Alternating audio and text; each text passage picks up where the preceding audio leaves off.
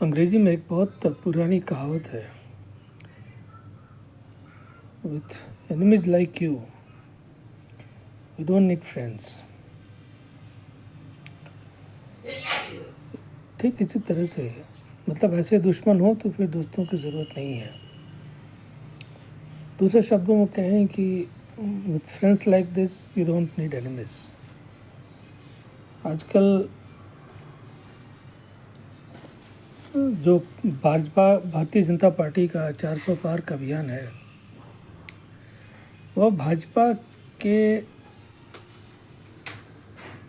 अलावा उसमें जो मुख्य जो मददगार साबित हो रहा है वो विपक्ष ही है। विपक्ष ऐसा है कि भाजपा को बहुत ज़्यादा मेहनत करने की ज़रूरत नहीं पड़ेगी। आज कांग्रेस ने अपना पहली लिस्ट अपनी जारी की। कितने सीटों की? 39। मतलब हास्यास्पद है। 2 महीने हैं चुनाव में, भाजपा अपनी पहली लिस्ट 150 से पार कर चुकी है।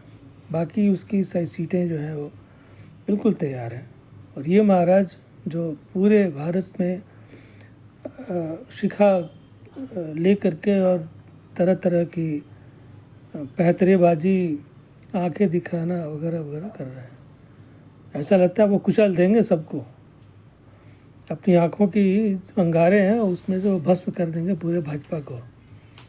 और उनकी स्थिति यह है कि उनकी जो पहली सूची है उसमें 39 सीटें आई हैं कैंडिडेट। उसके बाद भी झगड़ा जो है वो ख़त्म नहीं हुआ है। राहुल गांधी का वायनाड से चुनाव लड़ रहे हैं, ये तो आ गई है खबर। उस सूची में उनका नाम है। अमेठी से है कि उसका कोई पता नहीं है।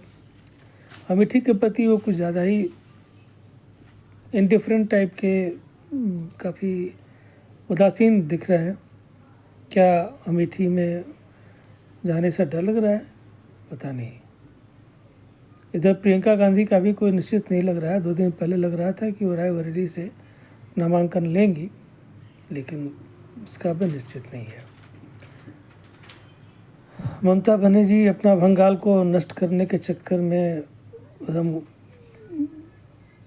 तन मन धन से लगी हुई हैं कि किसी ने तेरी से अपना हम हाथ पैर तोड़ लें, राजनीतिक रूप से। और वो अपना पूरी तरह प्रयास कर रही हैं। She is trying her best to help BJP win.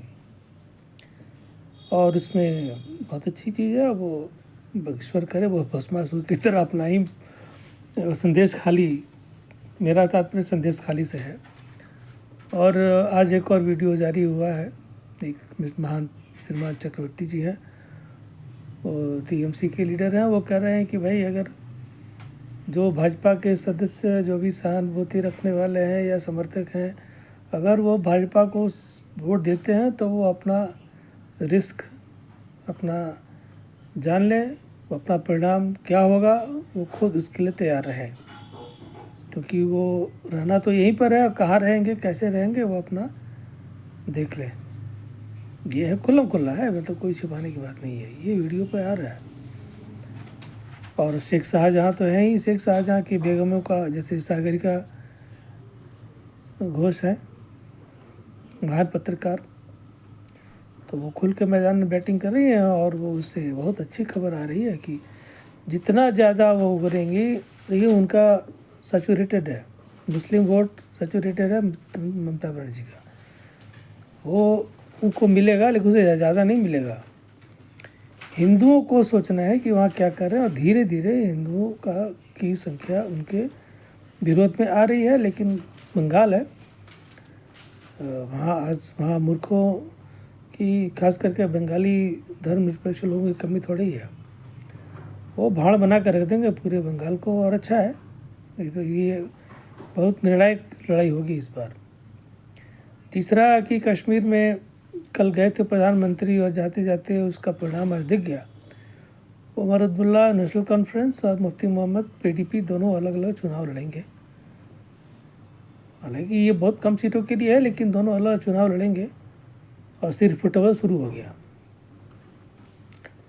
उसके उल्टे आप उत्तर प्रदेश में आपको पता ही है कि मायावती, जैसे मैंने कहा था, मायावती शायद कांग्रेस और इंडिया अलायंस के प्रति थोड़ी ज़्यादा संवेदनशील हो गई है, चूँकि उनको पता हो गया है कि उनकी सीट जो है 0 आ गई है। उनको एक भी पिछली बार 10 सीट था, 10 से सीधे 0 पर पटके गए हैं। अब सभी जानते हैं उसका मूल कारण जो है वो नोटबंदी में इनके सारी नोट जो है, सारा खरबों अरबों जितने भी रुपए थे सब सरकार ने उसको सीज़ कर लिया था। तो वहीं से उनका जो डाउनफॉल है वो अभी तक रुका नहीं है। इस बार देखें क्या होता है। उसके दूसरी तरफ भाजपा का जो काम करने का तरीका आप देखें, आज प्रधानमंत्री मोदी ने प्रगति मैदान में जो कंटेंट क्रिएटर्स होते हैं, अद्भुत, ये पहली बार हुआ है, पूरे अखिल भारतीय सम्मेलन बुलाया और उसमें जो कई जो कंटेंट क्रिएटर्स हैं उनको सम्मान दिया और ज़्यादातर उसमें महिलाएं हैं। और जिस हल्के फुल्के चहल भारी अंदाज में उन्होंने उस सभा को संबोधित किया, वो बिल्कुल ही इसको एंजॉय कर रहे हैं। लोकसभा चुनाव के दौरान जो तनाव होता है, और आप जानते हैं वो कितनी सरगर्मी से और कितनी ज़्यादा शिद्दत से वो कैंपेन चुनाव प्रचार करते हैं, लेकिन क्या लगता नहीं है आज के तो सभा जैसे वो थे, एकदम आश्चर्य, लगता ही नहीं है कि चुनाव है। बल्कि उन्होंने बोल भी दिया कि इसको आप लोकसभा चुनाव से न लें, लेकिन ये है तो चुनाव का ही कमाल कि उन्होंने इसके ज़रिए कंटेंट क्रिएटर्स को के पर एक बार अपना वरद हस्त डाल दिया है। और कंटेंट क्रिएटर्स अब जो भी कंटेंट क्रिएट करेंगे वो तो निश्चित रूप से मोदी के पक्ष में ही करेंगे, क्योंकि इतना बड़ा सम्मान आज तक उन्हें सरकार की तरफ से नहीं मिला था, ये पहली बार है। और उसमें ज़्यादातर महिलाएं हैं। ये एक अद्भुत चीज़ है। ये पता नहीं ये इस तरह का मतलब ये आइडिया पता नहीं विपक्ष को क्यों नहीं आता है।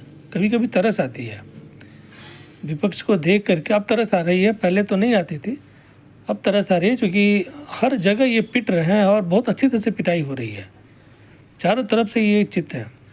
महाराष्ट्र में एक इंडिया अलायंस के जो पार्टनर्स हैं उनको शायद बहुत उम्मीद थी कि एनडीए आपस में लड़ेंगे कटेंगे, लेकिन ऐसा नहीं होगा। उन्हें बहुत ज़्यादा खुश होने की ज़रूरत नहीं है, क्योंकि एकनाथ शिंदे और फडणवीस और अजित पवार इतने बेवकूफ़ नहीं हैं और अमित शाह के सामने एक तरह से औपचारिक तो नहीं लेकिन अनौपचारिक बात हो चुकी है। 2-3 ही सीटों पर थोड़ी बहुत समस्या है और उसको लेकर थोड़ी बहुत बातचीत की गुंजाइश है, संभावना है, लेकिन ऐसा नहीं है कि वहाँ पे सीटों का समझौता नहीं होगा।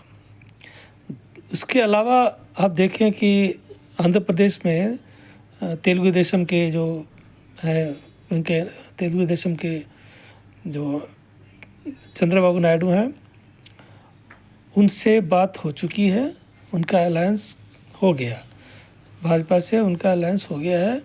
सीटों की घोषणा नहीं हुई है, लेकिन ये लगभग तय है कि वो 50-50% पे लड़ेंगे। उधर छोटी छोटी भी पार्टियां हैं, छोटे छोटे भी परसेंट में जो भी वोट लेते हैं सबको बीजेपी साध रही है। आज एक किस तरह से काम करने की एक विधि है, पद्धति है, उसका खुलासा उस पर से रहस्योद्घाटन किया है आरएलडी के जो अध्यक्ष हैं उन्होंने किया है एक इंटरव्यू में। उन्होंने कहा कि ये जो एक परसेप्शन है, एक ऐसी छवि बनाई जा रही है कि मैंने भाजपा से जा करके और समझौता किया। कुमार जयंत है, ऐसी ये बात गलत है। उन्होंने कहा कि 10 साल से मेरी भाजपा से कोई बातचीत नहीं हुई, लेकिन यह सीट अलायंस भाजपा के कारण कम, इंडिया अलायंस के अपने इम्प्लोजन के कारण ज़्यादा हुआ। उन्होंने कहा कि कोई कुछ तो बोले तभी तो काम होगा।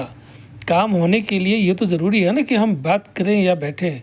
सीट अलायंस 2-2 महीने तक किसी से बात नहीं होती है, किसी की कोई योजना किसी को पता नहीं रहती है, अब कोई सपने में तो आएगा नहीं। तो इसलिए उन्होंने कहा कि ये तो पूरा इनका उत्तरदायित्व था कि हम पहले से जिन सीटों पर लड़ रहे हैं या नहीं लड़ रहे हैं की योजना एक दूसरे के साथ मिलकर ताल समन्वय करके चले, लेकिन कोई बातचीत हुई नहीं। उसके दूसरे पहलू देखिए कि उन्होंने खुद कहा कि उसका दूसरा पहलू यह है कि भाजपा से मेरी बात हुई और 1 सप्ताह के अंदर सारी समस्याओं पर सारा समाधान निकल के बात ख़त्म, डिस्कस निकल गया, हम लोग अपने अपने चले आए, बात करके सारा कुछ सलट गया।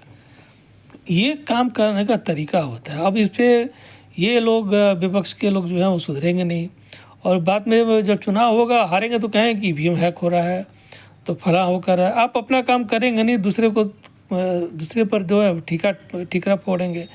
ये है विपक्ष का सहयोग, जो भाजपा को और आश्वस्त कर दिया है कि सचमुच हो सकता है कि भाजपा को जितनी सीट डिजर्व करती है उससे ज़्यादा सीट मिलेगी पक्का। बिहार में तो लालू यादव अपना कर ही चुके हैं माथा फोड़ करके।